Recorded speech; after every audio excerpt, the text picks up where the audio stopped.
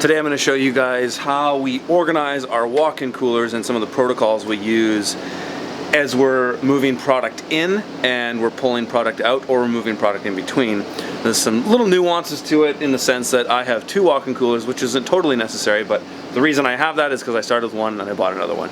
But we do have sort of a workflow on how we do it, and I'm going to show you guys that today. Mark has just come back here with a bunch of lettuce, and he just harvested 77 pounds of Salanova from one 50-foot bed. It's pretty crazy, and he's got another one coming, so I got to make some room. But I'm going to show you guys how we label things and how we organize ourselves to make sure that we're not constantly digging around looking for product. He came in with a bike load of greens, and right now what I'm doing is I'm weighing this and labeling it before I put it in the cooler. So this is important so that when I go in the cooler I can see what's there and not have to lift the lid off each thing to figure out what it is.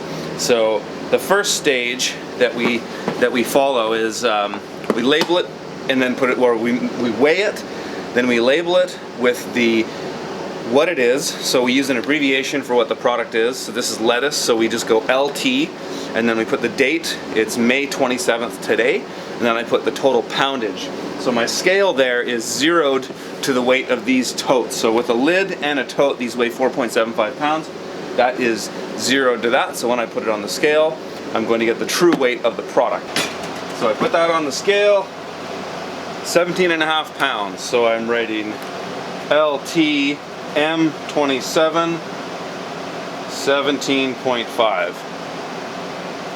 I usually take this piece of tape and I don't stick it on until I know where it's going to go, and you'll see why in a second. Because we have small walk-in coolers, the placement of things is important, but we also want to make sure that tape is visible to wherever we are. So these totes were the 4 totes that Mark's harvested. This is the 5th one, so I'm going to put this one down here, and I'm going to put the tape on the outside here so that we can see it. So now anytime that I open up this cooler, all the labels are facing the outside so that I can see everything that's in there. To give you a little bit more context to the whole thing in which I'm talking about, you might want to check out my video titled Field Heat. Click up here if you haven't seen it. I did it last year. It's very important to understand how to cool things, when to cool things, and when to harvest things.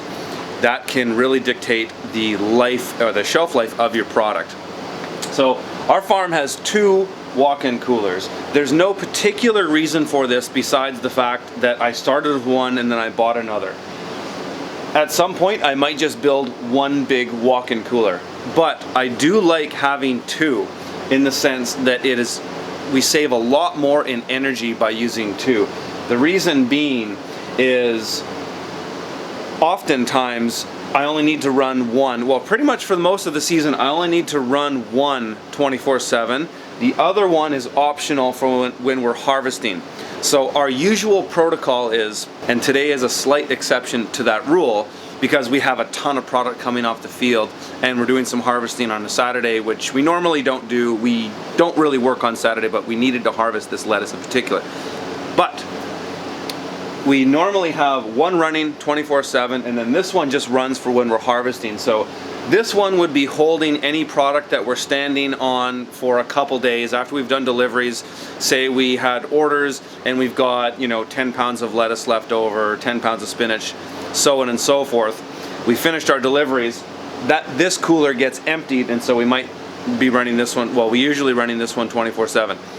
So our normal protocol is that this is running 24/7. When product is coming fresh off the field, so just as I labeled it, we'll fire up this cooler and put it in there.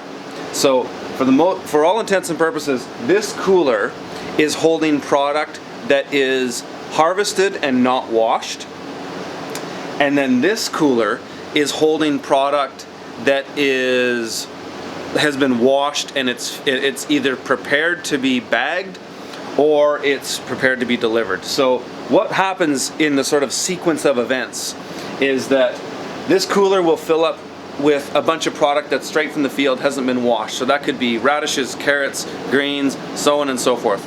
It's loose product that needs to be cleaned.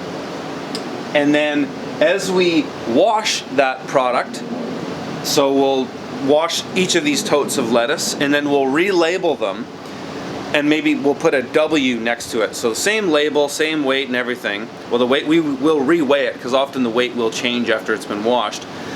We'll reweigh it and label it with a W. All that product will go into this cooler.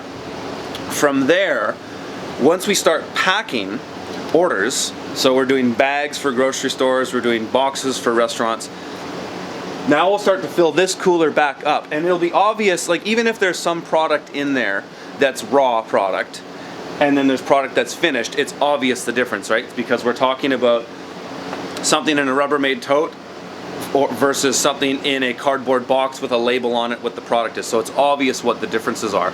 And so they'll sort of change over.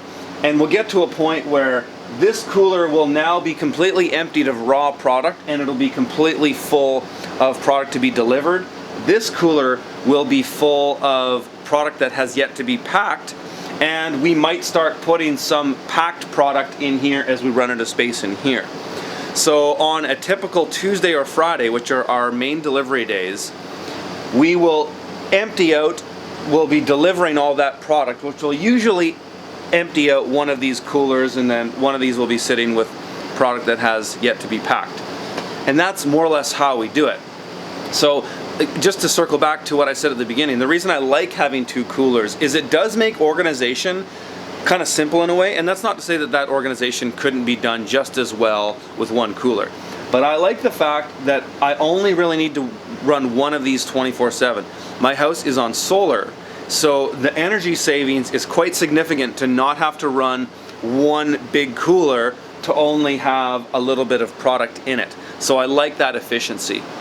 And that's basically how we do it. So the important thing here is labeling and making sure that everything is labeled with the weight, the date, and what the product is. So we like to use abbreviations so things are easy to understand, and whether that product has been washed or not.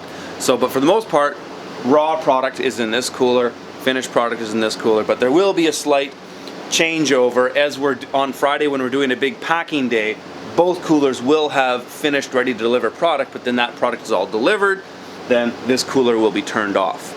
So hope you guys found that helpful. We'll talk to you later.